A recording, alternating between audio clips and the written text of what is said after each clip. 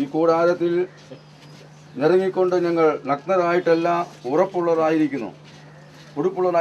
എങ്കിലും സ്വർഗീയമായ ഞങ്ങളുടെ പാർപ്പിടം ഞങ്ങളെ ഒരുക്കിയത് ആത്മാവിനെ അച്ചാരമായി തന്നിരിക്കുന്ന ദൈവം തന്നെ. ആകയാൽ ഞങ്ങൾ എല്ലായ്പ്പോഴും ധൈര്യപ്പെട്ടും ശരീരത്തിൽ വസിക്കുമ്പോൾ ഒക്കെയും കർത്താവിനോട് അകന്നും പരദേശികൾ ആയിരിക്കുന്നുവെന്നും അറിയുന്നു. നന്മ ചെയ്തവർ ജീവനായും തിന്മ ചെയ്തവർ ന്യായവിധിക്കായും പുനരുദ്ധാനം ചെയ്യുവാനുള്ള നാഴിക വരുന്നു. 1 തെസ്സലോനിക്കർ 4:13-18 വരെയുള്ള വാക്യങ്ങൾ. സഹോദരന്മാരെ, നിങ്ങൾ പ്രത്യാശയില്ലാത്ത മറ്റുള്ളവരെ പോലെ ദുഃഖിക്കാതിരിക്കേണ്ടതിന് നിദ്ര കൊള്ളുന്നവരെ കുറിച്ച് അറിവില്ലാതിരിക്കരുത് എന്ന് ഞങ്ങൾ ആഗ്രഹിക്കുന്നു.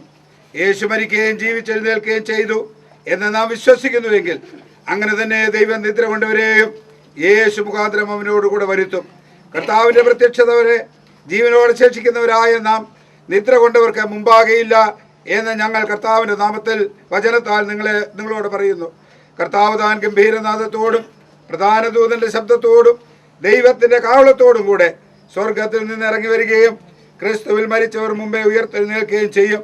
പിന്നെ ജീവനോടെ ശേഷിക്കുന്ന നാം അവരോടൊരുമിച്ച് ആകാശത്തിൽ കർത്താവിനെ എതിരേൽപ്പാൻ മേഘങ്ങളിൽ എടുക്കപ്പെടും. ഇങ്ങനെ നാം എപ്പോഴും കർത്താവിനോടുകൂടെ ഇരിക്കും. ഈ വചനങ്ങളെ കൊണ്ട് അന്യോന്യം ആശ്വസിപ്പിച്ചുകൊള്ളുവീൻ. ഞാൻ പുതിയ ആകാശം പുതിയ ഭൂമിയും കണ്ടു. ഒന്നാമത്തെ ആകാശം ഒന്നാമത്തെ ഭൂമി ഒഴിഞ്ഞുപോയി, സമുദ്രമിനിയുമില്ല. പുതിയ യെരൂശലേം എന്ന വിശുദ്ധനഗരം കർത്താവിനായി അലങ്കരിച്ചിട്ടുള്ള പോലെ ഒരുങ്ങി സ്വർഗത്തിൽ നിന്ന് ദൈവസന്നിധിയിൽ തന്നെ ഇറങ്ങുന്നത് ഞാൻ കണ്ടു. നമ്മൾ കർത്താവിനോട് കൂടെ ഇരിക്കും. ഈ പ്രത്യാശയിൽ ഈ ദൈവവചനം നമ്മുടെ ജീവിതത്തെ നടത്തുകയും അതിൽ ധൈര്യപ്പെടുകയും ഈ മാതാവിൻ്റെ നിര്യാണത്തിൽ ദുഃഖിതരായിരിക്കുന്നവർ ഒരുമിച്ച് വീണ്ടും കാണാം എന്നുള്ള പ്രത്യാശയോടെ അതെ നമുക്ക് ഇതിവിടെ അവസാനിപ്പിക്കാം.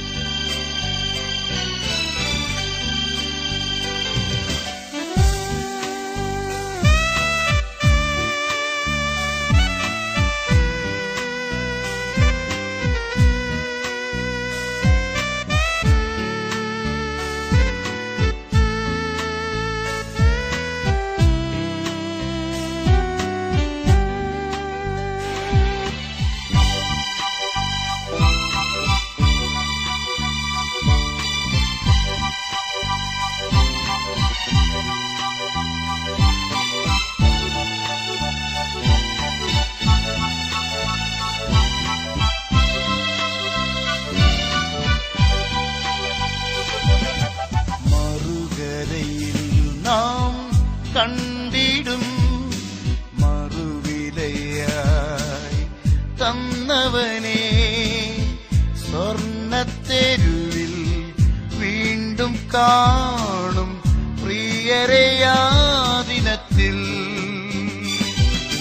മറുകരയിൽ നാം കണ്ടിടും മറുവിലയായി തന്നവനെ സ്വർണ്ണത്തെരുവിൽ വീണ്ടും